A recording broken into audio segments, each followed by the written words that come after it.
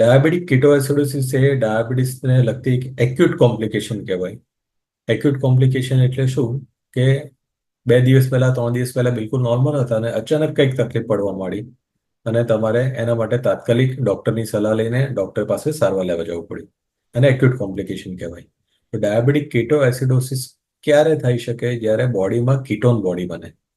Ketone body શરીર માટે ઝેરી જેવું તત્વ કહેવાય કે જે શરીરમાં બને તો એ શરીરમાં ઝડપથી વધી શકે અને શરીરને સિરિયસ કરી શકે. તો એ કીટોન ક્યાં તો એસિટોન કહેવાય, એનું પ્રમાણ જો શરીરમાં વધી જાય અને ખૂબ વધારે પડતા પ્રમાણમાં બનવા માંડે તો પછી એ કીટો એસિડોસિસ થઈ શકે. એટલે મતલબ કે બોડીમાં એસિડનું પ્રમાણ પછી વધવા માંડે છે અને એના લીધે માણસ કોમામાં પણ જઈ શકે છે. તો આ ડાયાબિટીક કીટોએસિડોસિસ કહેવાય. ડાયાબિટીસ કીટોએસિડોસિસમાં મુખ્યત્વે જનરલી ટાઈપ 1 ડાયાબિટીસમાં જોવા મળે છે કે જેવા લોકો ઇન્સ્યુલિન પર ડિપેન્ડન્ટ છે. બહુ રેરલી ટાઈપ 2 ડાયાબિટીસ વાળા પેશન્ટમાં જોવા મળે છે. ટાઈપ 1 ડાયાબિટીસ વાળા પેશન્ટમાં ક્યાંક તો ઇન્ફેક્શન થયું હોય અથવા તો ઇન્સ્યુલિન લેવાનું ચૂકાઈ ગયું હોય ત્યારે આ કીટોન બોડીઝ બનવા માંડે છે અને એના લીધે કીટોએસિડોસિસ થાય છે. તો જનરલી ટાઈપ 1 ડાયાબિટીસમાં જોવા મળતું હોય છે તો નાના બાળકો હોય કે થોડી મોટી ઉંમરના છે એવા લોકોમાં પહેલું સિમ્ટમ્સ જે પહેલું લક્ષણ જોવા મળે પેટમાં દુખાવો થવો, વારે ઘડી ઉલટી થવી, શ્વાસનું પ્રમાણ ખૂબ વધારે પડતું થઈ ગયું હોય, અચાનક બહુ જ ડીપ બ્રિધિંગ ચાલુ થઈ ગયું હોય, બહુ ઝડપથી શ્વાસ લેવો પડતો હોય. અને એક ચોથું એક અગત્યનું આનું લક્ષણ દેખાય છે કે એક ટિપિકલ એની એક મીઠી સુવાસ આવતી હોય છે. જેવો કદાચ કોઈ શેરડીના ખેતરમાં ગયા હો આપ તો શેરડીના ખેતરની બાજુમાંથી નીકળો તો જે સુવાસ આવતી હોય છે, એની જે સ્મેલ આવતી હોય છે એવી સ્મેલ એ માણસના શરીરમાંથી કે એના શ્વાસમાંથી આવતી થઈ જાય. તો આ શ્વાસને સુગંધને તમે જો ઓળખી શકો તો તરત તમને ખબર પડે કે આ કીટોન બોડીઝ બનવા માંડે છે અને એનું પ્રમાણ ખૂબ વધી ગયું છે. બાકી વારે ઘડે શ્વાસ વધારે પડતો ચઢવો માંડે અથવા તો પેટમાં દુખતું હોય ને ઉલટી થતી હોય એ જ ટાઈમમાં જો તમે શુગર વધારાનું માપ્યું હોય અને શુગર બહુ વધારે આવ્યું હોય તો એ બધી જ શક્યતા છે કે વ્યક્તિને કીટોન બોડીઝ બહુ વધારે પડતા બની ગયા છે અને કદાચ એ કીટોએસિડોસિસના સ્ટેજમાં જઈ શકે છે. ટાઈપ 1 ડાયાબિટીસ વાળા પેશન્ટોમાં જે નાના બાળકો છે કે જેમાં બોડીમાં ઇન્સ્યુલિન બનતું ખૂબ ઓછું થઈ ગયું છે એવા લોકોમાં કીટોન બોડીઝ બનવાની શક્યતા વધારે છે. તો કીટોન બનશે ક્યારે? જ્યારે બોડી શુગરનો પૂરતો ઉપયોગ નહીં કરી શકે તો બહુ જ વધારે પડતું શુગર વધી જાય ત્યારે કીટોન બની શકે છે. બીજી વસ્તુ, ઇન્સ્યુલિન બરાબર લીધું નથી, ઇન્સ્યુલિન લેતા હતા પણ રોજ કરતાં હવે ઓછું લેવા મળે એના લીધે શુગર વધી ગયું તો પણ કીટોન બને. કદાચ બધું બરાબર છે પણ બોડીમાં કોઈ ઇન્ફેક્શન આવી ગયું તો એના લીધે પણ બોડીમાં શુગર વધી જાય અને તાત્કાલિક એનાથી કીટોન્સ પણ બનવા મળે છે. તો આવા બધા ટાઈપ 1 ડાયાબિટીસ વાળા પેશન્ટમાં જો ઇન્સ્યુલિન નિયમિત પ્રમાણમાં ના લેવામાં આવે તો એ શુગર ખૂબ વધારે પડતું થઈ જાય અને એના લીધે કીટોન બની શકે. અથવા તો બધું બરાબર ચાલી રહ્યું છે પણ શરીરમાં કોઈ ઇન્ફેક્શન આવી ગયું તો એવા લોકોને પણ કીટોનનું પ્રમાણ વધી જાય છે અને એના લીધે ડાયાબિટીક કીટોએસિડોસિસ થઈ શકે છે. ડાયાબિટીસ કીટોએસિડોસિસ જેવા કોઈ પણ લક્ષણ દેખાય ને તો તરત જ તમારે તાત્કાલિક ડોક્ટરને કન્સલ્ટ કરવું જ જોઈએ.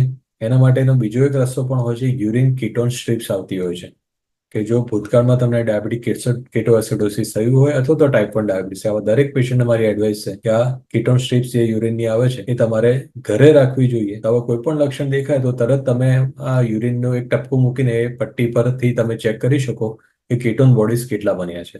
એમાં જો થોડું પણ પોઝિટિવ દેખાય અથવા તો આવા કોઈ પણ લક્ષણ દેખાય તો આની ઘરે રહીને ટ્રીટમેન્ટ ના જ થઈ શકે, આપણે એના માટે હોસ્પિટલમાં જવું જ જોઈએ. એ પણ તમારા ફેમિલી ડોક્ટર છે અથવા તો તમારા ડાયાબિટીસના ડોક્ટર છે જે તમારી ડાયાબિટીસની ટ્રીટમેન્ટ કરતા હોય તાત્કાલિક એનો સંપર્ક કરવો જોઈએ.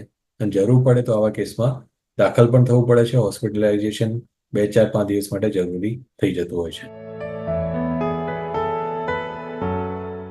ડાયગ્નોઝ કરવા માટે મેં જેમ આગળ વાત કરી કે એક તો યુરિન કીટોન સ્ટ્રીપ્સ એ આપણે ઘરે રાખી શકીએ જેનાથી યુરિનમાં કીટોનનું પ્રમાણ ખબર પડે. જનરલી ડોક્ટર્સ છે આને ક્લિનિકલી ડાયગ્નોઝ કરી શકતા હોય છે કારણ કે એમને અનુભવ હોય છે કે આ પેશન્ટ જોવે ને તરત જ ખ્યાલ આવી જાય જો ડાયાબિટીસ વાળો પેશન્ટ છે, ટાઈપ 1 ડાયાબિટીસ વાળો પેશન્ટ છે, આ લક્ષણ દેખાય છે તો ડાયાબિટીક કીટોએસિડોસિસ જ હશે. પણ એના માટેના ડાયગ્નોસિસ માટેના સ્પેશિયલ રિપોર્ટ હોય છે કે બોડીમાં સોડિયમ, પોટેશિયમ, બાયકાર્બોનેટનું પ્રમાણ કેટલું છે લોહીમાં એની તપાસ કરતા હોય. સાથે સીરમ એસિટોન એટલે લોહીમાં એસિટોન કે કીટોનનું પ્રમાણ કેટલું છે, યુરિન એસિટોન એટલે યુરિનમાં કીટોન કે એસિટોનનું પ્રમાણ કેટલું છે એ ચેક કરતા હોય અને સાથે આપણે શુગરનું પ્રમાણ એ ટાઈમમાં કેટલું છે એ ચેક કરતા હોઈએ. એટલે આ બધા જ ડાયગ્નોસિસ માટેના લેબોરેટરીના રિપોર્ટ્સ છે. એના ઉપર ડૉક્ટરનું ક્લિનિકલ જજમેન્ટ હોય. એ ક્લિનિકલી ડૉક્ટર શું વિચારે છે એમના નોલેજ પ્રમાણે કે આ ડાયાબિટીસ કેટોએસિડિસ હોઈ શકે કે ના હોઈ શકે. આ બધી જ વસ્તુ ભેગી થાય ત્યારે એક નિદાન મૂકવામાં આવે કે આ ડાયાબિટીક કેટોએસિડોસિસ છે અને પછી એની ટ્રીટમેન્ટ ચાલુ થાય. તો ડાયાબિટીક કેટોએસિડોસિસને પણ હું 2 પાર્ટમાં ડિવાઈડ કરી શકું, એક કીટોસિસ અને કેટોએસિડોસિસ. કીટોસિસ એટલે શું કે શુગરનું પ્રમાણ વધ્યું છે, કીટોન બોડીનું પ્રમાણ વધ્યું છે, પણ એ હજી એસિડનું ફોર્મેશન બોડીમાં બહુ વધારે પડતું નથી થઈ રહ્યું, એટલે એસિડોસિસના સ્ટેજમાં નથી ગયા. આવા લોકોને ઘરે રહીને પણ સારું શુગર કંટ્રોલ કરો. જો ઇન્ફેક્શન આવ્યું હોય તો ઇન્ફેક્શનનું કંટ્રોલ કરો અને પાણી વધારે પીવાનું રાખવાનું હોય તો આટલું પણ આપણે કરી લઈએ, ઇન્સ્યુલિન નિયમિત લેવા માટે, તો ઘરે રહીને પણ આની ટ્રીટમેન્ટ થઈ જાય છે. પણ એના માટે ડૉક્ટરને મળવું તો આવશ્યક જ છે. ડાયાબિટીક કીટોએસિડોસિસની ટ્રીટમેન્ટ કરવી છે તો એના માટે હોસ્પિટલાઇઝ સૌથી વધારે એડવાઇઝેબલ છે. હોસ્પિટલના સાદા રૂમમાં ક્યાં તો ઘણી વખત જરૂર પડે તો આઈસીયુ વાળા રૂમમાં પણ હોસ્પિટલાઇઝ થવું પડે છે. અને ડાયાબિટીક કીટોએસિડોસિસની પહેલી ટ્રીટમેન્ટ હોય છે ફ્લુઇડ થેરાપી. એટલે કે આપણા શરીરમાં કીટોએસિડોસિસ થાય ત્યારે જે એસિટોન બન્યું છે શરીરમાં એનું વોશઆઉટ કરવું ખૂબ વધારે અગત્યનું હોય છે. એટલે ખૂબ વધારે માત્રામાં બોડીમાં લિક્વિડ જવા દેવો પડે. એના માટે 4 થી 5-6 બોટલ પણ આપણે કદાચ શરૂઆતમાં ચડાવવા પડે અને સાથે સાથે શુગર કંટ્રોલ કરવા માટે ઇન્સ્યુલિન પણ આપવું પડે. તો આ 2 મેઇન થેરાપી છે. એક તો ફ્લુઇડ થેરાપી કે ફ્લુઇડ તમારે વધારે આપવું પડે અને સાથે સાથે એસિટોન. એની સાથે આ જે બધા જ આપણે મિનરલ્સ કીધા કે સોડિયમ, પોટેશિયમ, ક્લોરાઇડ છે, બાયકાર્બોનેટ છે, એનું મોનિટરિંગ કરીને એના પણ સપ્રમાણ આપણે જાળવી રાખવું પડે.